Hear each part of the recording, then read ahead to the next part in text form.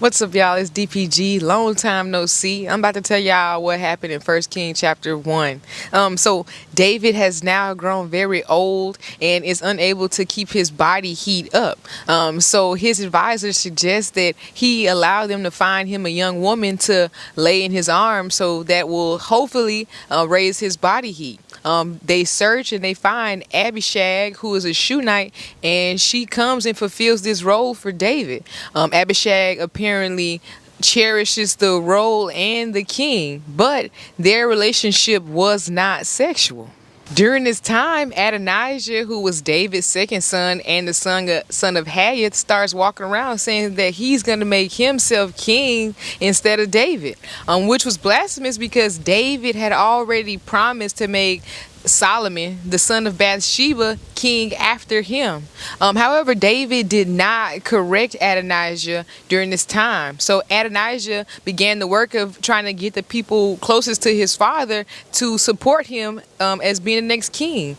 Only Joab, the commander of David's army, and Abiathar, the priest, however, did support Adonijah in his claim. Later, Adonijah invites all of David's sons, his brothers, except for Solomon, and the royal officials of Judah, including Joab and Abiathar, to a feast and sacrifice at the stone of Zoleth. So Nathan the prophet hears of Adonijah's celebration and knows what it possibly means, and he goes to Bathsheba, who's Solomon's mother, and tells her what's going on, and then he puts the words in her mouth for her to go and tell King David so that she can save her life and the life of her son Solomon.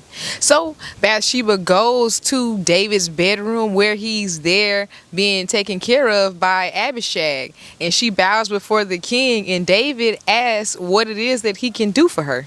So, just as Nathan the prophet had told her to say, Bathsheba tells David about the sacrifice and celebration that Adonijah is having at the stone of Zoleth.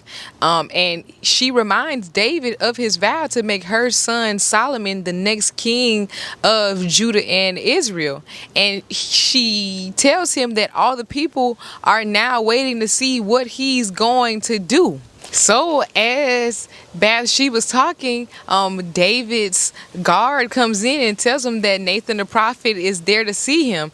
So David asks that Nathan be brought in, and Nathan says the same thing that Bathsheba had just said, and asks David if it's true, as none of his royal officials were aware of Adonijah being made king next instead of Solomon.